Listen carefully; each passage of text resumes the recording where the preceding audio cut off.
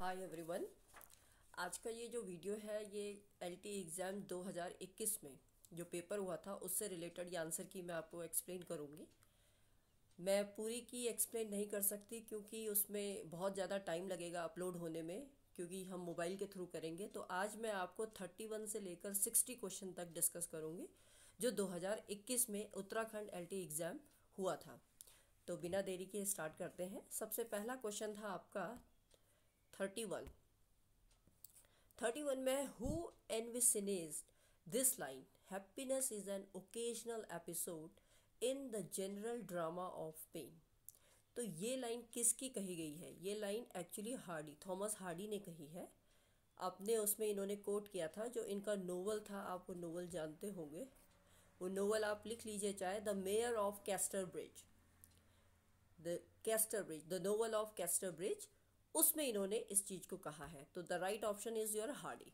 Next question है, last line में कहा है नोवेल की, अगर आपको ये पता हो, आपने पढ़ी है ये बुक, नोवेल पढ़ा है। नेक्स्ट क्वेश्चन है 32, the blank space will be filled by which option. अब यहाँ पर आपको इनमें से ऑप्शन देखने हैं कि कौन सा सही बैठेगा। तो अगर हम प्रोनाउन पढ़ते हैं तो हम प्रोनाउन में, आपको याद हो तो, हमारा जो सीक्वेंस होता है पढ़ने का वो इस तरीके से होता है कि हम पहले सब्जेक्ट सेकंड लगता है प्रोनाउन, फिर थर्ड पर्सन के according second person, third person, first person. एक ऑप्शन ये बनता है हमारा। दूसरा बनता है second person and then third person. Then last वाला जो बनता है वो होता है आपका या तो सेकंड और फर्स्ट, इस तरीके से बनेगा, या आप कह सकते हो थर्ड या फिर फर्स्ट। ये चार ऑप्शन है जिसमें हम बना सकते हैं। तो क्वेश्चन है, fill in the blank with the following, which option dash live together. तो हमने यहाँ पर हम देखें माई पेरेंट्स एंड मी तो नहीं बनेगा, इसलिए नहीं बनेगा क्योंकि मी के बाद कोई वर्ब नहीं लग सकती, मी के बाद कोई वर्ब नहीं लगेगी, इसलिए यहाँ नहीं बन सकता। उसके बाद नेक्स्ट है आपका माई पेरेंट्स एंड आई, ये तो हो ही नहीं सकता क्योंकि आई क्या है, फर्स्ट पर्सन, तो लास्ट में फर्स्ट पर्सन तो आएगा ही नहीं, तो ये ऑप्शन तो वैसे ही गलत हो गया। मी एंड माई पेरेंट्स, एक minute, my parents and I, yes this can be the right answer, this will be the right answer, क्योंकि मी एंड माई पेरेंट्स नहीं बनेगा, मी पहले नहीं लगेगा, या आई और माई पेरेंट्स नहीं बनेगा, क्योंकि आपको पता है पर्सन के अकॉर्डिंग आपको अभी बताया, या तो हमारा जो ऑप्शन चलता है वो ऐसा चलता है 2 3 1, ये कॉम्बिनेशन हो गया, ये कॉम्बिनेशन हो गया, ये कॉम्बिनेशन हो गया, या फिर ये दो कॉम्बिनेशन हो गए, बस यही ऑप्शन बनते हैं हमारे पास। ठीक है, तो ये पर्सन्स हैं, नंबर ऑफ पर्सन। ये आपने प्रोनाउन में पढ़ा है कि हम प्रोनाउन में पर्सन के अकॉर्डिंग कैसे उसको लिखेंगे। तो आपका जो सही उत्तर होगा वो होगा my parents and I live together. Is that clear? चलिए मूव नए नेक्स्ट क्वेश्चन पे। Who was the editor of the periodical the encounter. ये जो पीरियोडिकल एनकाउंटर है ये किसने लिखी है? एक्चुअली ये 33 क्वेश्चन है and this is your Harold Spencer Stephen. ये आपके जो 12th क्लास जो एनसीईआरटी आप पढ़ते हैं, एनसीईआरटी उसकी 12th क्लास का जो चैप्टर है द पैनकेक, उसमें एक मैगजीन निकली थी जिस मैगजीन में उन्होंने पीरियोडिक मतलब द गॉड दैट टैलेंट, वो उसके नाम से उन्होंने मैगजीन निकाली थी, तो उसमें डिस्कस किया गया है इसको। और ये लिखी किसने? The Harold Spender Stephen. Moving on to the next question, 34 पे चलते हैं। 34 क्वेश्चन है, what is the name of Othello's wife in play Othello. Othello की प्ले में ओथेलो की वाइफ कौन थी? She was Desdemona. आपको पता है बियांका, तो आपको पता है बियांका क्या थी? एक वो वैश्या थी। She was the prostitute and mistress of you know home, Cassio. और एमिलिया किसकी? एमिलिया इयागो की वाइफ थी। तो the right answer is your Desdemona. Next है, the phrase willing suspension of disbelief occurs in. The willing suspension of disbelief मतलब ये जो विश्वास, डिसबिलीव, अब ये डिसबिलीव हम क्या कर लेते हैं, ये एक्चुअली ये कहा गया है कि जो हम स्टेज में परफॉर्मेंस होती है उसको देख के कुछ समय तक हम काल्पनिक ये सोचते हैं कि हाँ जो चल रहा है यही है सीन। एक्चुअल में जब हम होते हैं तो हम ये सोचते हैं ये तो सब मूवीज़ में और थिएटर्स में इसी में दिखाया जाता है। स्टेज में ये एक फिक्शन, हम मानते हैं कि ये फिक्शन है, लेकिन हम जब देखने लग जाते हैं तो हम उसी में डूब जाते हैं। तो ये किसकी बायो ये फ्रेज किसके उसमें है, ये बोला गया है बायोग्राफिकल लिटरेचर में, जो कि किसने लिखी थी, एस.टी. कॉलरिज ने लिखी है। एस.टी. कॉलरिज, आप लिख लीजिए, यहाँ स्पेस नहीं मिल रहा है थोड़ा सा, एस.टी. कॉलरिज, कॉलरिज है राइट। एस.टी. कॉलरिज ने चैप्टर 14 में इस चीज़ को डिस्कस किया है। Is that clear? So the right answer is your A. 36 पे अगर हम मूव करें, in England the Puritans closed public theatre in, जो इंग्लैंड में प्यूरिटन्स ने क्लोज कर दिया था पब्लिक थिएटर को, तो वो कब किया था? That was your 1642 AD। This is the right answer. अनैतिक, आपको पता है ये क्यों किया था? क्योंकि यहाँ पर मॉरल, जो सिविल वार हुआ था तो उसमें बहुत सारा डिस्ट्रक्शन, आप जानते हैं, लोग सफ़र करते हैं। एट द सेम टाइम जो लिटरेचर थिएटर को भी इफ़ेक्ट पड़ा था, लेकिन थिएटर को इसलिए उन्होंने, पब्लिक थिएटर इसलिए क्लोज कर दिया क्योंकि उसमें बड़ी ही वल्गैरिटी नज़र आई। वल्गैरिटी तो अनैतिक, आपको प्यूरिटन्स तो पता ही है ना, जो बिल्कुल निस्वार्थ भाव से कोई काम करे, वो होते हैं, लोग होते हैं, तो वो अनैतिक चीज़ें नहीं देखना चाहते थे। तो थिएटर उस समय अनैतिक चीज़ें दिखा रहा था, उन्हें लग रहा था ये कहीं ना कहीं समाज को बिगाड़ रहा है, तो इसलिए थिएटर को क्लोज कर दिया गया था 1642 AD। This is your right answer. Now moving on to the 37th question. ये थोड़े जम्बल्ड हैं, मैं आपको 37 से लेके चलते हैं। I will discuss all the questions, but एक साथ इतना नहीं जा पाएगा, तो sorry, I can't give it together. 37, yes, 37 है आपका, the lyrical ballads were better appreciated in America than in England. The first edition was printed in America in year. देखिए, कहते हैं कि जो पहला जो लिरिकल बैलेड था वो ज़्यादा अप्रिशिएट किया गया था अमेरिका में बजाय इंग्लैंड के, और इसका जो पहला एडिशन था वो अमेरिका में आया था कौन से साल में? तो वो आया था आपका 1802 AD में आया था। This is your right answer. ये आया था फिलाडेल्फिया में। फिलाडेल्फिया, आप लिख सकते हैं इसको, फिलाडेल्फिया। और ये किसका कॉम्बिनेशन था? अगर हम कॉम्बिनेशन की बात करें तो कॉम्बिनेशन था, इसमें आप लिख लीजिए, विलियम वर्ड्सवर्थ प्लस इसमें कौन थे? एस.टी. कॉलरिज। एस.टी. कॉलरिज थे। इनका दोनों का क्या था? वेंचर था। तो वो वेंचर में टोटल जो वेंचर थे वो कितने थे? 24 थे, 23 थे इन नंबर। 23 में 19 तो थे, 19 तो आपके आ जाते हैं विलियम वर्ड्सवर्थ के, और 4 आ जाते हैं जो लिखे थे वो थे एस.टी. कॉलरिज के। सो the right answer is your 1802 AD। Is that clear? Next question पे चलते हैं। शायद वॉज, शायद कौन थे? तो शायद वॉज, शायद एक, अगर आपने पढ़ा है the ghat of the only world by Amitav Ghosh. Amitav Ghosh की जो आई थी ना, the ghat of the only world by Amitav Ghosh आई थी, जिसमें अली, ये जो शाहिद हैं, ये क्या है एक्चुअली? ये हैं अघा अली शाहिद, जो कि अमिताभ घोष के क्या हैं? दोस्त भी हैं, मित्र भी हैं, फ्रेंड भी हैं। तो इन्होंने जो वो कश्मीरी पंडित जब माइग्रेट कर रहे थे उस समय पे ये लिखा था, वर्क किया था। तो he was respectful to the religion. तो ये शाहिद जो थे ये क्या थे? रेस्पेक्टफुल थे। He was respectful to the religion. तो ये आपका राइट आंसर आएगा। 38 का is your B. Is that clear? इसके बाद चलते हैं 9th क्वेश्चन पे। 9th क्वेश्चन आपका आता है,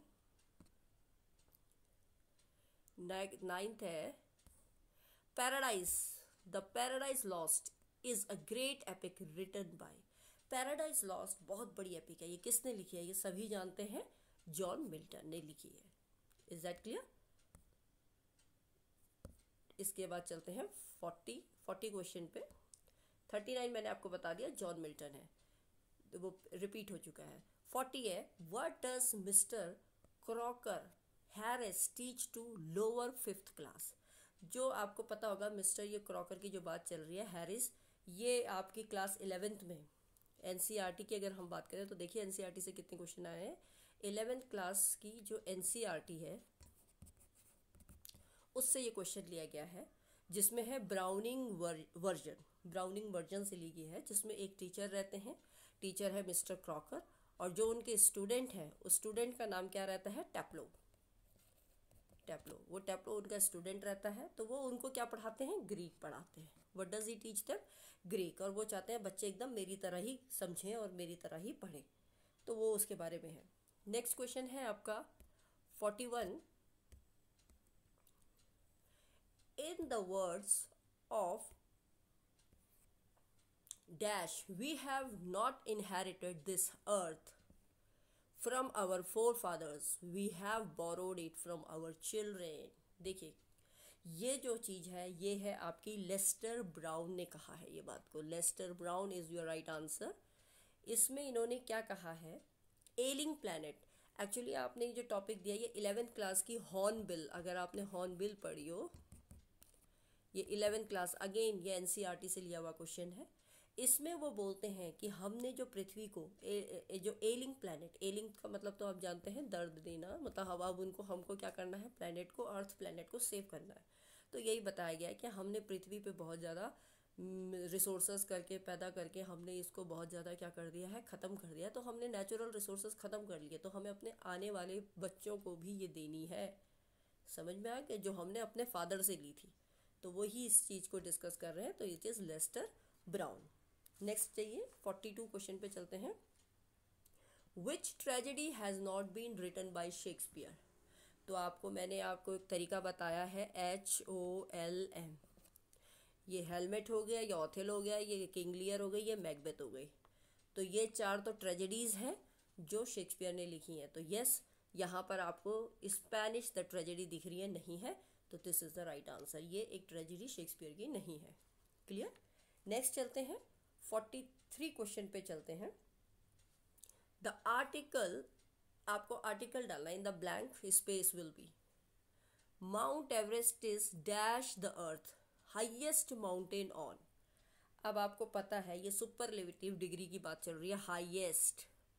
तो जब हाईएस्ट माउंटेन मतलब इससे आगे कोई चीज़ है नहीं, तो सुपरलेटिव डिग्री के आगे आपको पता है हम आर्टिकल द का प्रयोग करते हैं। तो आप यहाँ पर क्या लगा देंगे? द लगा देंगे। तो right option will be here the. Is that clear? Next चलते हैं 44 क्वेश्चन पे चलते हैं। 44 क्वेश्चन है आपका, मुकेश इज जूनियर। ये देखिए,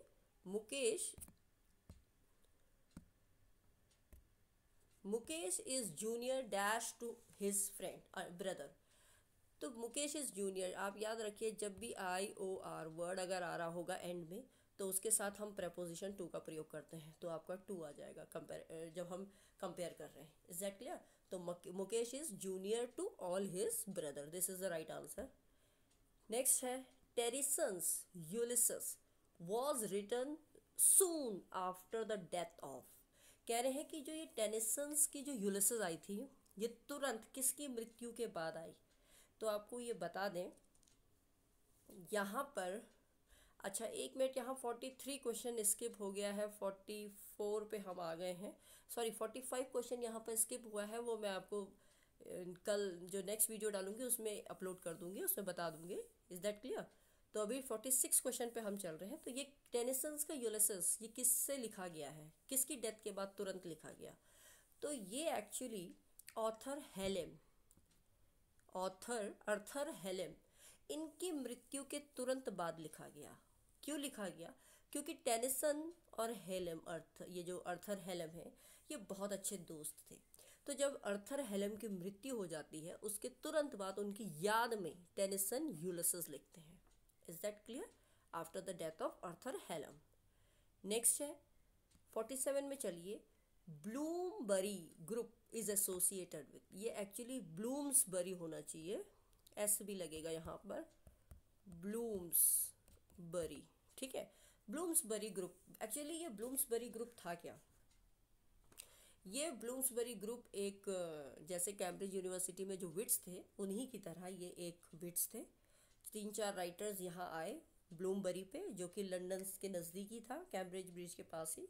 तो वहाँ पर ये जो राइटर्स थे, ये 3 या 4 राइटर्स एक मीटिंग करते हैं, और वो मीटिंग किससे रिलेटेड होती है? That is related to the current issues related to the art of literature. मतलब लिटरेचर में अभी का जो सिनेरियो है, अभी का मतलब ये है जो उस पीरियड में रहा होगा, वो डिस्कस करने के लिए ये 3 या 4 राइटर्स, मैं आपको नाम भी बता देती हूँ। एक नाम तो आपका वर्जीनिया वुल्फ ही हो गया जो इसका करेक्ट आंसर बनेगा, और जो बाकी 3 राइटर्स हैं वो भी आप लिख लीजिए। एक है John Maynard Keynes, E.M. Forster and Lytton Strachey. तो ये 4 लोग मिलते हैं और डिस्कस करते हैं लिटरेचर के बारे में। तो this is the right answer. यहाँ पर और तीनों का नाम नहीं दिया है, तो Virginia Woolf is the 4th one या फर्स्ट वन, जो भी कह लीजिए, तो वो इनमें शामिल है। Is that clear? Now moving on to the next one. 48 पे 48 भी स्किप है, जो स्किप है आप मुझे लिख के दे दीजिएगा प्लीज़। 49 पे हम चलते हैं। 49 क्वेश्चन है आपका the suitable form of verb. यहाँ पर हमने जो सूटेबल फॉर्म ऑफ वर्ब है ब्लैंक में डालना है। Our guest will dash tomorrow. देखिए हमारे गेस्ट विल डैश टुमारो, तो विल जो है यहाँ पर ये क्या है, मॉडल है, ये मॉडल है। मॉडल के बाद आपका बेस फॉर्म आ जाएगा। जब विल लग गया है मॉडल, तो बेस फॉर्म, वर्ब का जो बेस फॉर्म होता है उसी को लगाते हैं। तो अगर आप मॉडल का बेस फॉर्म देखें यहाँ पर, मतलब जो ओरिजिनल है वो क्या है, अराइव, अराइव्स, अराइविंग, अराइव्ड, ये सब तो चेंज है, सिर्फ अराइव ही एक ऐसा है जो बेस फॉर्म है। तो यहाँ पर आपका आंसर आ जाएगा our guest will arrive. This is the right answer. Moving on to the 50th। If you work hard you dash get good marks. ये कंडीशनल सेंटेंस है, तो विल आ जाएगा यहाँ पर। You will get, you will का प्रयोग करेंगे हम। Is that clear? क्योंकि ये कंडीशनल सेंटेंसेस है। जब फर्स्ट क्लॉज में आता है तो हम इफ का प्रयोग करते हैं, और जब सेकेंड क्लॉज में आता है तो हम विल का प्रयोग करते हैं। इस चीज़ को थोड़ा आप ध्यान दीजिए। तो क्योंकि ये फर्स्ट क्लॉज तो यहाँ आ गया, इफ़ यू वर्क हार्ड, ये फर्स्ट क्लॉज है, थोड़ा ध्यान से समझ लीजिए। देखिए इफ से लेकर और हार्ड तक, जिसे हम प्रिंसिपल क्लॉज भी कहते हैं, तो this is your first clause. तो यहाँ पर इफ आ गया, और जब हम दूसरे क्लॉज की बात करें, you dash get good marks, ये सेकेंड क्लॉज है, तो यहाँ पर विल का प्रयोग होता है। ये रूल है, तो इस वजह से यहाँ पर विल का प्रयोग होगा। आई होप आपको क्लियर हुआ होगा। इसके बाद चलते हैं 51 क्वेश्चन पे। 51 क्वेश्चन है which European city was William Butler Yeats born. तो विलियम बटलर जो थे, सिटी कौन सी सिटी में इनका जन्म हुआ है, तो इनका जन्म जो हुआ है वो है आपका Dublin. Dublin is the right answer. Sandy mount Dublin. Is that clear? ये कहाँ को बिलोंग करते हैं, आयरलैंड को। ये लिख भी लीजिए आप, बिलोंग्स टू आयरलैंड। इसके बाद नेक्स्ट क्वेश्चन पे चलते हैं 52। 52 क्वेश्चन है आपका on combining the following, on combining the following sentences into a simple sentence. मतलब आपको ये 2 सेंटेंसेस हैं मिलाने हैं और एक सिंपल बनाना है। She wrote a letter she posted it. She wrote a letter she posted it. तो उसको आपने दोनों को मिला के आपने करना है। तो देखिए दोनों को मिला के हम ऐसे लगा सकते हैं, शी रोट अ लेटर। अब आपको ये लिखना है कि जब हम कंबाइन करें तो इस तरीके से हो कि पहला वाला कंप्लीट हो। जब हम हैविंग का प्रयोग करेंगे तो पहला वाला कंप्लीट हो जाएगा टास्क और दूसरा शुरू होगा। तो having written a letter she posted it, मतलब उसने लेटर पूरा लिख लिया है, उसके बाद वो पोस्ट करने गई है। तो this will be the right answer. 53 वाले पे चलते हैं। Who said the following, I am the poet of the body and I am the poet of the soul.